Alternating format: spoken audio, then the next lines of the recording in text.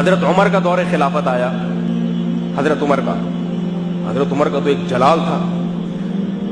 حضرت عمر نے ایک موقع پر غنیمت جو فے کا مال ہوتا ہے نا بیت المال میں، جس میں امیر کو اختیار ہوتا ہے بھائی جس کو چاہو دو، تو جب وہ تقسیم کیا تو اپنے بیٹے، حضرت عمر کی عادت یہ تھی کہ جس کی خدمات دین میں زیادہ ہیں ان کو زیادہ دیا کرتے تھے، اور جس کی خدمات کم ہیں ان کو کم دیا کرتے تھے. یعنی جو جہاد میں نبی کے ساتھ زیادہ شریک ہوئے، جیسے بدر کے صحابہ، ان کو پہلے بلا کے دیا کرتے تھے اور زیادہ دیا کرتے تھے.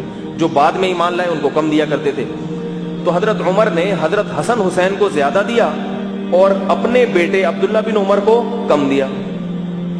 تو حضرت عبداللہ بن عمر نے فرمایا اپنے والد سے کہ میں تو نبی کے ساتھ بہت ساری جنگوں میں شریک رہا ہوں، ٹھیک ہے نا، تو میری خدمات تو زیادہ ہیں. حسن حسین تو نبی کے زمانے میں چھوٹے بچے تھے، تو آپ ان کو ترجیح دے رہے ہیں اور مجھے پیچھے رکھ رہے ہیں. تو حضرت عمر نے بڑا عجیب جواب دیا. فرمایا حل ابو کا مثل ابیہما، بتاؤ کیا تمہارا باپ ان کے باپ جیسا ہے؟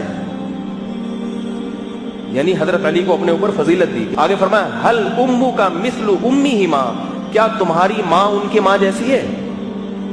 کیسے عجیب الفاظ ہیں یہ، کیسے عجیب الفاظ. اور صحابہ کی نبی سے محبت دیکھو، نبی سے محبت، کہ نبی کے جانے کے بعد ان کے رشتوں سے کیسی محبت کر رہے ہیں. اور آگے فرمایا حل جدو کا مثل جدیہما، کیا تمہارے نانا ان کے نانا جیسے ہیں؟ تو عبداللہ بن عمر خاموش ہو گیا، بھائی اس کا تو میرے پاس کوئی جواب نہیں. تو حضرت عمر کی عادت تھی کہ صحابہ میں جس کی دینی خدمات زیادہ ہیں ان کو ترجیح دیتے ہیں، مگر ان میں جو آل بیت ہیں، اہل بیت ہیں، جو آل رسول ہیں، ان پر بھی ترجیح دیا کرتے تھے. اور اس پر کہنے کو بہت کچھ ہے کہ صحابہ کرام نے کیسے حضرت حسن اور حضرت حسین رضی اللہ تعالیٰ عنہ کا اکرام کیا.